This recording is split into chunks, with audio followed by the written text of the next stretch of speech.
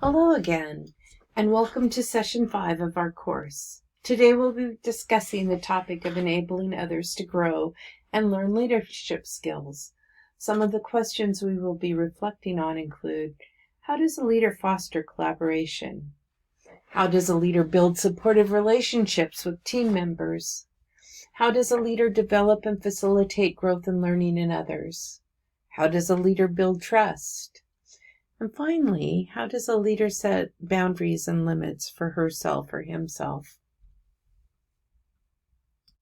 Today's devotional comes to us from the book of Luke, chapter 10, verses 1 through 12. In this passage, Jesus gives authority to his disciples to go out together and spread the gospel of good news. Let's read the passage together. After this, the Lord appointed 72 others and sent them 2 by 2 ahead of him to every town and place where he was about to go. He told them, "The harvest is plentiful, but the workers are few. Ask the Lord of the harvest, therefore, to send out workers into his harvest field. Go, I am sending you out like lambs among wolves. Do not take a purse or bag or sandals, and do not greet anyone on the road. When you enter a house, first say, 'Peace to this house.' If someone who promotes peace is there, your peace will rest on them. If not, it will return to you. Stay there, eating and drinking whatever they give you, for the worker deserves his wages. Do not move around from house to house. When you enter a town and are welcomed, eat what is offered to you. Heal the sick who are there and tell them, 'The kingdom of God has come near to you.' But when you enter a town and are not welcomed, go into its streets and say, 'Even the dust of your town we wipe from our feet as a warning to you. Yet be sure of this, the kingdom of God is near.'" During the next few minutes, let's take some time to reflect on the following questions. How is this passage an example of teamwork? Why did Jesus give his authority to others? What does this mean for us as leaders? Reflect upon how Jesus developed the skills of his disciples to support one another and work together for success.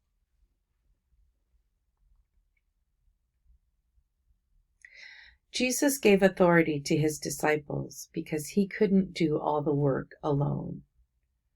As a leader, you cannot take on all of the responsibility and do all of the work. It just doesn't work that way. How do you as a leader emulate Christ in helping your team members learn to be leaders? Creating a climate of trust. How do we foster collaboration? So Kouzes and Posner's book quotes, "Without trust, you cannot lead. Without trust, you can't get people to believe in you or in each other. Without trust, you cannot accomplish extraordinary things. Individuals who are unable to trust others fail to become great leaders precisely because they cannot bear to be dependent on the words and works of others. They end up doing all of the work themselves or supervising the work so closely that they become over-controlling. Their obvious lack of trust in others results in others' lack of trust in them."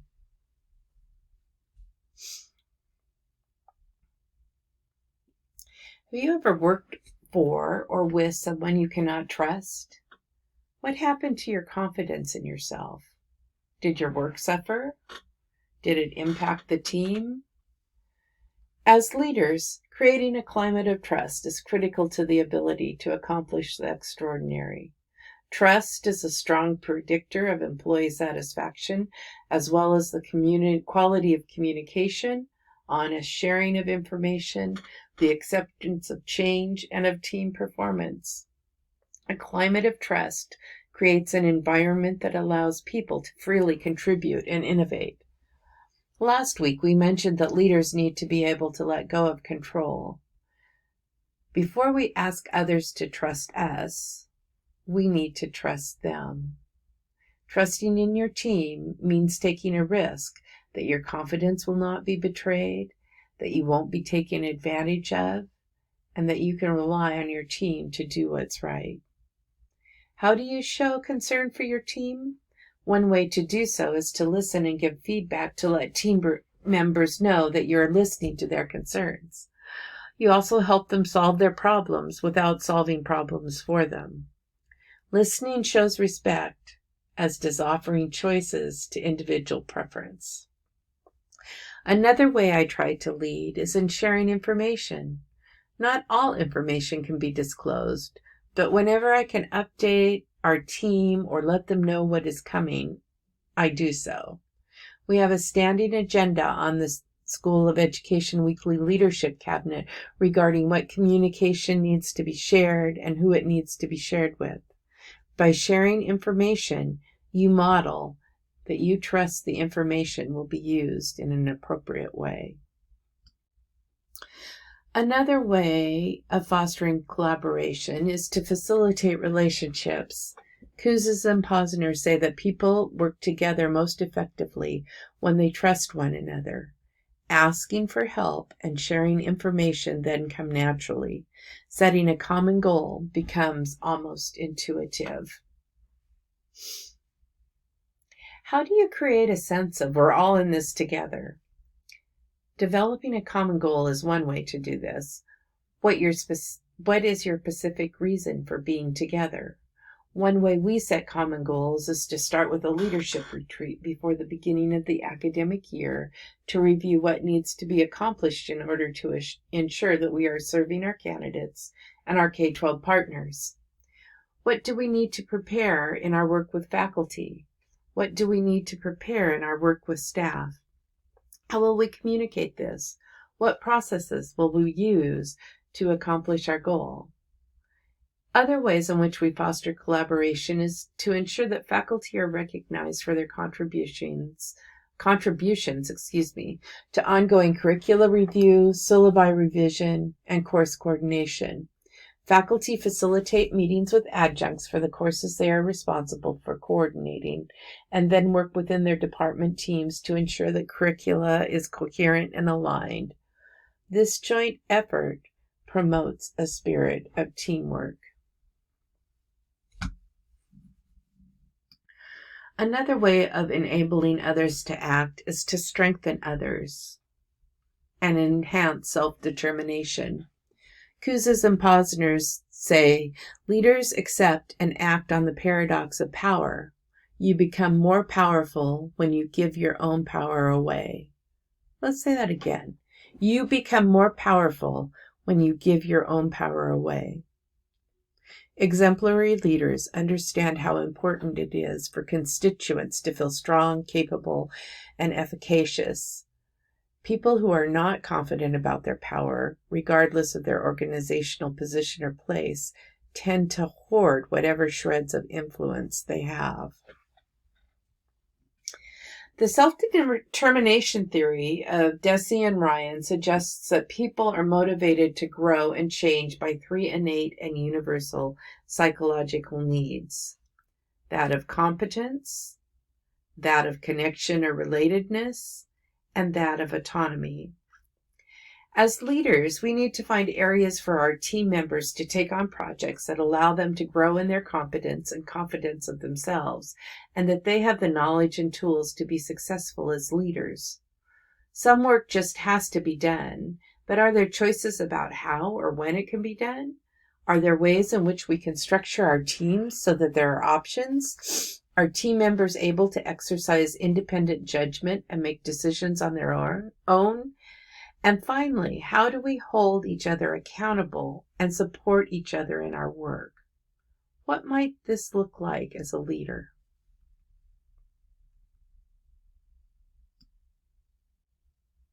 Another way to strengthen others is to develop their competence and confidence.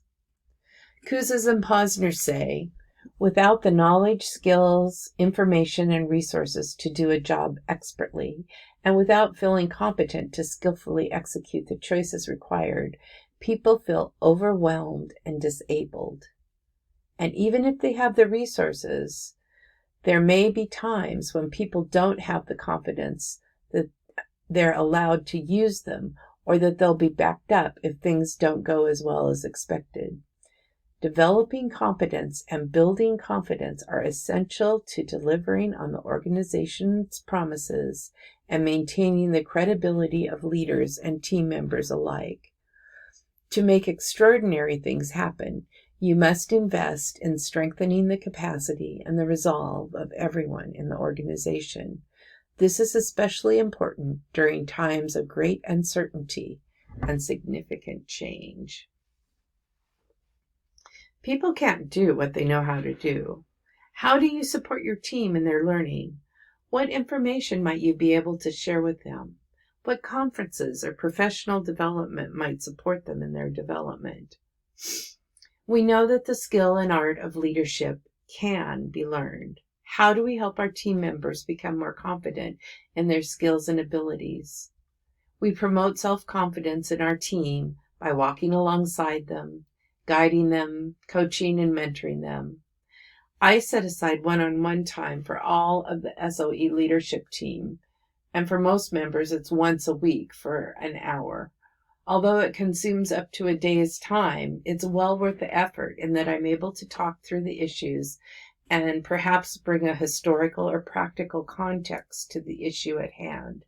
I'm still learning to ask good questions that support the growth and learning of the management team, but I am getting better. And that is the reason I have chosen to step up to leadership roles. Not only do I have a passion for making a difference in the lives of children and young adults, but I know my calling is to help facilitate growth and learning in others. The next part of the reading guide is to view 2 videos, one on building trusting teams and the other on building self-confidence in yourself and others. There are some reflective questions to answer. Then you will complete an exercise on operationalizing the tenets of daring to lead: boundaries, reliability, accountability, vault, integrity, non-judgment, and curiosity.